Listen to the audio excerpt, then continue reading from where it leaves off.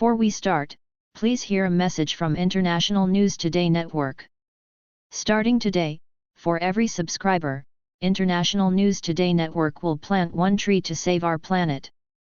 Please help contribute in saving our planet by subscribing to our channel. One subscriber equals one tree.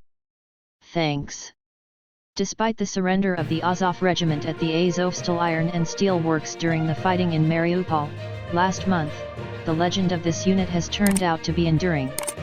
The Ukrainian command has already announced that new Azov Special Operations Forces will be created in Kharkov and Kiev.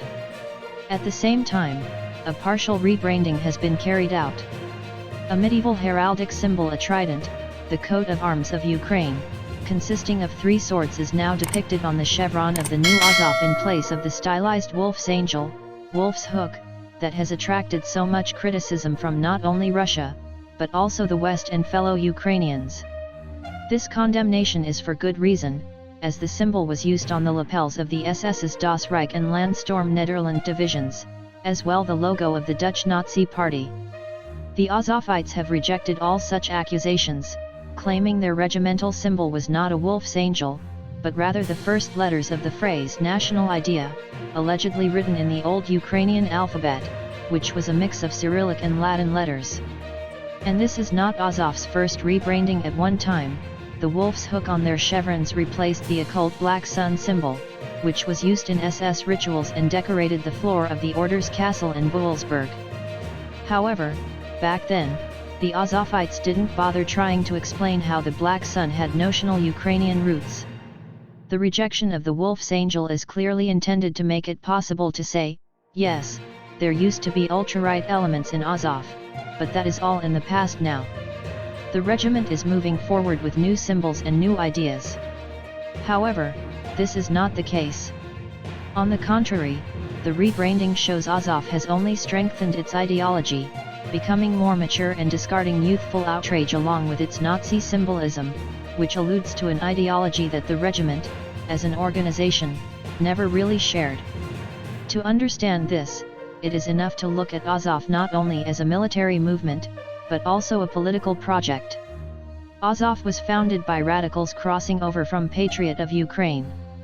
This organization was based in Kharkov, a city in the northeast of the country, which has always had a predominantly Russian-speaking population. Therefore, Azov's brand of nationalism was different. Unlike Ukrainian nationalists, they did not focus on issues pertaining to Ukraine's language, ethnicity, or religion. They perceived the nation as a statist project in the spirit of Italian fascism. Actually, Patriot of Ukraine's main ideologist, the 20th century Ukrainian publicist Dmitry Dontsov, whose ideas were also a major influence on the Nazi collaborators of the Organization of Ukrainian Nationalists, called his ideology of integral nationalism the Ukrainian version of nationalism developed in the 1920s, while repeatedly referring to the works of Benito Mussolini and Giovanni Gentile, the main authors of fascism. At the same time, Dontsov equated the concepts of nation and race. The latter he divided into master and slave races. According to Dontsov, Ukrainians are a race of masters, while Russians are a race of slaves seeking to enslave Ukrainians. The clash between Ukrainians and Russians is of an absolute, existential nature and can only end with the destruction of one of the parties, Dontsov believed. Romanticism plays a key role in this struggle, which he defines as the will to sacrifice, the coherence of multiple individuals' will to attain power, and directing all efforts towards one goal, the building of a Ukrainian nation. It is this romanticism that ensures that the individual belongs to the collective whole and directs the nation on the path of expansion. Dontsov's romanticism is based on the myth of the final battle from German Scandinavian paganism. In this scenario, the destruction of the world and its subsequent rebirth will come. The worship of the idea espoused in this myth must take the form of religious fanaticism. This is the only way an idea can penetrate into the inner sanctum of a person's character and bring about what Dontsov calls a radical revolution in the human psyche. Aggression towards bearers of other views should be engendered in adherence to this idea, allowing them to reject universal morality and ideas about good and evil. The new morality should be anti-humanist, based only on the will to take power. Personal interests must submit to the common good, anything that makes the nation stronger should be considered ethical, and everything that prevents this should be declared immoral. Dontsov's concept is completely elitist. To him, the people are just an inert mass with no independent will. The masses are deprived of the ability to develop their own ideas, they can only passively absorb them. The main role is reserved for the active minority, that is, a group capable of formulating an idea for the unconscious masses that is easy to understand and motivates them to engage in the struggle.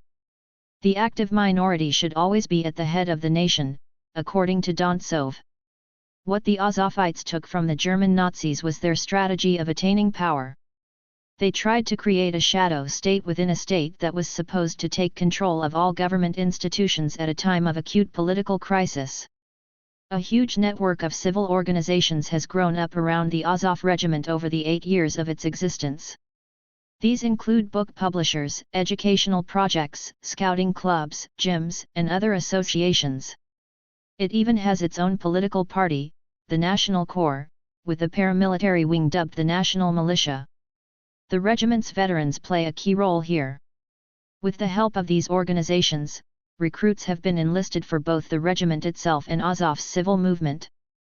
Azov veterans have also actively joined Ukraine's armed forces and law enforcement agencies, including its police, army, and security service, where they continued to spread Azov's ideology of integral nationalism. A serious ritual component permeates all aspects of life within the Azov regiment itself and its civil movement. The 3 swords now depicted on the chevrons of the new Azov are actually a reflection of a quite tangible symbol. A ceremonial complex with 3 wooden swords was built at Azov's main base in the city of Azov near Mariupol, where almost all of the regiment's rituals were carried out. The most significant of these is the commemoration of fallen comrades. During the ritual, the Azovites stand holding wooden shields and torches. The shields bear the regiment's main symbols, the Black Sun and Wolf's Angel, as well as the names of fallen members. The master of the ceremony calls out each of their names, after which a soldier with the corresponding shield lights a memorial light and says, "We remember," to which the others answer, "We will take revenge." This ritual is not an original invention. The Azovites borrowed it from the Italian fascists of the 1920s, who called it present. This and other rituals were developed by a special ideological unit within Azov, the Standard Bearer Service. In fact, the choice of the 3 swords as a new symbol is telling. A new generation is coming into Azov's top positions. These are no longer the rowdy football fans who once created the battalion and for whom sporting SS symbols and spouting Nazi ideology was a form of protest. Now, the show is being run by people who were brought up within the Azov system with Azov's ideology of integral nationalism. Ties with the European ultra-right, the so-called white nationalist movement, are no longer as important to them. The center of their worldview is Ukrainian statehood and the Ukrainian nation, doomed to fight against both Russia and the liberal values of the West. Of course, for the Azovites, the best part of the Ukrainian nation is themselves. The surrender of the main part of the regiment at Azovstal has only crystallized the Azov ideology. For the Azovites, the current Russian-Ukrainian conflict has become the very eschatological final battle depicted in Wagner's opera.